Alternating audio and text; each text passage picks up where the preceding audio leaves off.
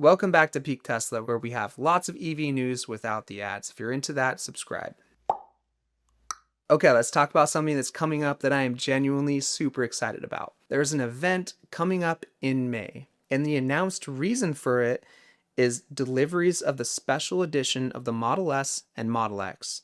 But the speculation in the community is running pretty hot right now, and that is because Tesla could use this high-profile delivery event to drop a new vehicle. They've done it before. It would be very on brand. And of course, whatever happens, I'll break it down for you. We're going to talk about the Cybercab. VIN 0 just rolled off the line at Giga Texas, and this is a huge moment for Tesla. It's the very first production Cybercab. There's a whole bunch of them sitting right now on the outbound lot at Giga Texas, but here's where it gets interesting. The guy who flies his drone over Giga Texas, he gets like insider knowledge and he sees everything as it's happening in real time. He says there's actually 2 production lines running right now. There's one that's building Cybercabs without the steering wheels, and there's one that's building them with steering wheels and pedals.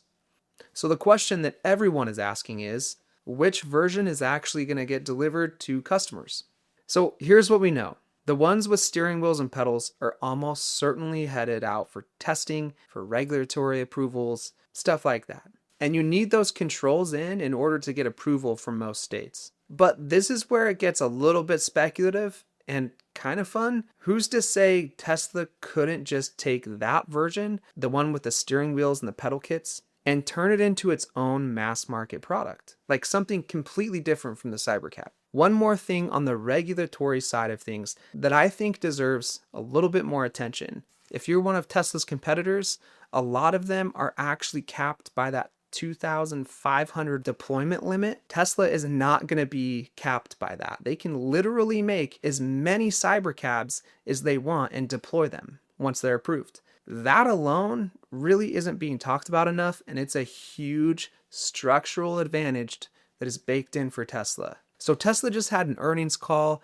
I want to walk you through some numbers that stood out to me and not just like the headline stuff. And this is really going to give us a glance at the health of Tesla and their product. They said in their earnings call recently that their order backlog at the end of the first quarter was the largest order backlog they've had in 2 years, which means that there's demand. Full self-driving is a huge part of Tesla's business. Let's look at those numbers really quick. They reported that they have 456,000 active monthly subscribers, generating $45 million per month. And that is reoccurring revenue. That's absolutely bonkers. That full self-driving fleet is now driving 28.8 million miles per day on full self-driving. And that number has literally doubled in the last 3 months alone. That means that there is an insanely high rate of adoption for full self-driving.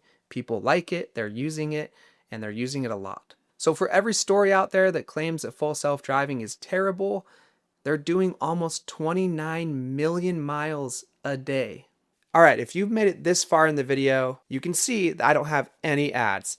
Instead, I would just simply ask that you please consider subscribing. Tesla talked about a GPU thing in their earnings call, and I'm going to explain that. Tesla's planning to nearly double their AI training capacity in the second quarter of this year. So whatever the self-driving software can do right now, it's about to get a whole lot smarter at a lot faster rate. Tesla's Robotaxi app is now live on the Google Play Store. The crazy part of this is, with all the people saying that Robotaxi is never going to happen and that it's not real, they've already logged 1.7 million paid Robotaxi miles. That's up from 610,000 in December of last year. So in 1 quarter, they have almost tripled the mileage through this service already. Okay, so where are these unsupervised Robotaxi rides happening? They're happening in Houston, Dallas, Austin, and based on Tesla's own Q4 earnings slides, the cities likely coming next are going to be Phoenix, Miami, Orlando, Tampa, and Las Vegas.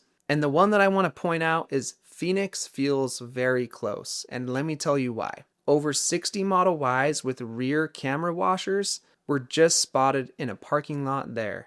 Those rear camera washers, those are only used on Robotaxi Model Ys. It's gotta be very close to launching.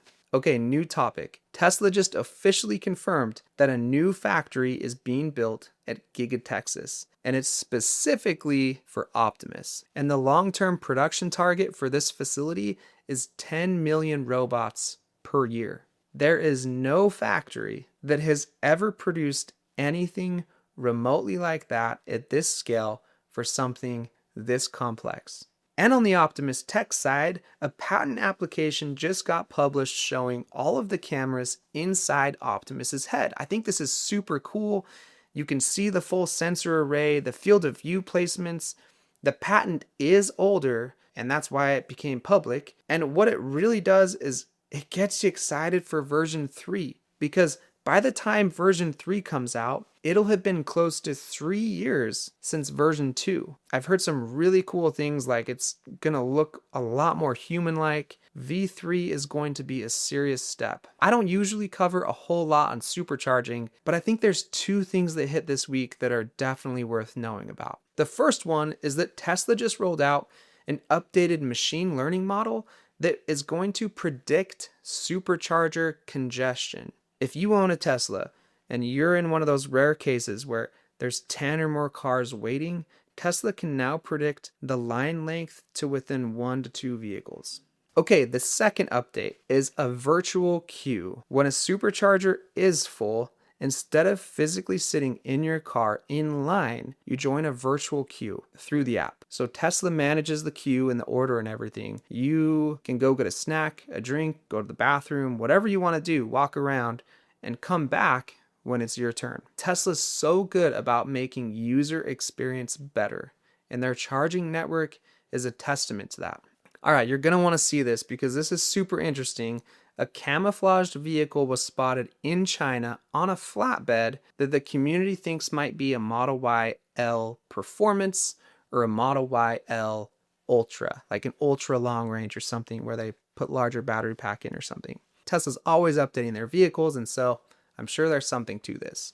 I'm going to be either the bearer of good news or bad news on this one, so don't shoot the messenger. Full self-driving version 15 will work on hardware for vehicles. So if you've been wondering if your car gets left behind or if it doesn't, hardware 4 is the cutoff. That's either great news if you have hardware 4 or not so great news if you don't have hardware 4. Okay, so some fun news. Tesla just dropped 3 new things on the online shop. They have a Cyber Espresso set, a thermal mug, and an Optimus coffee break tea. We've talked about Tesla. Now we're going to talk about the EV market as a whole and some of their competition, because the rest of the EV world has had a very busy week as well. Let me run through some of the big announcements that you need to know about. BMW released its i7.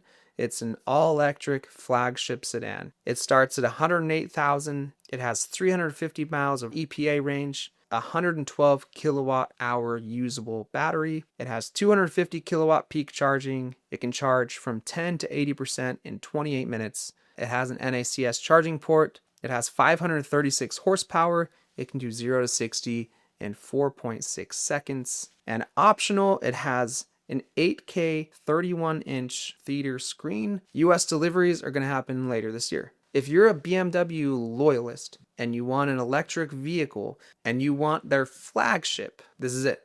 This is what you get. Mercedes just announced an electric C-Class. It has up to 350 miles of range, a 94 kilowatt hour battery, 330 kilowatt hour peak charging. That's about 200 miles in 10 minutes for that vehicle. It has 800 volt architecture, 482 horsepower, 0 to 60 in 3.9 seconds. It has a 39-inch pillar-to-pillar display, which looks absolutely bonkers, and US deliveries will happen in the first half of 2027. That 330 kilowatt charging speed is legitimately impressive. Mercedes is really not treating this as a compliance vehicle. Should be a great charging vehicle. Okay, Porsche just released their electric Cayenne Coupe, and I'm going to tell you everything you need to know about it. It starts at $116,000.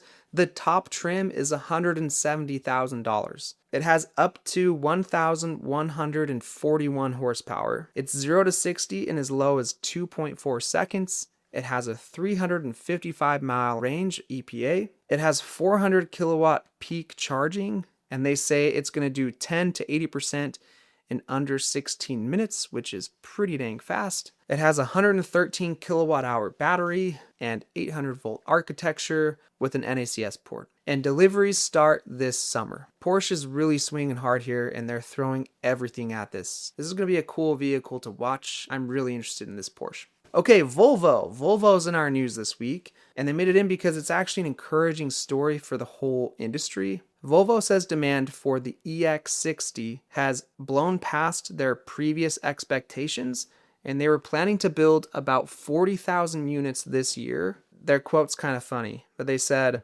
quote, "Interest has been above our planned order intake, higher than planned, so at least we know we have the customers," end quote. When a legacy automaker starts seeing genuine pull and demand for their EV, and that means that the whole ecosystem is working. We covered a lot of news. If you watch this whole thing, you can see I wasn't lying. I didn't put any ads in the video. Instead of me trying to get you to buy something, I really just want you to subscribe. So if you're into Tesla and you want to stay up to date on all things Tesla, subscribe. We'll see you in the next one.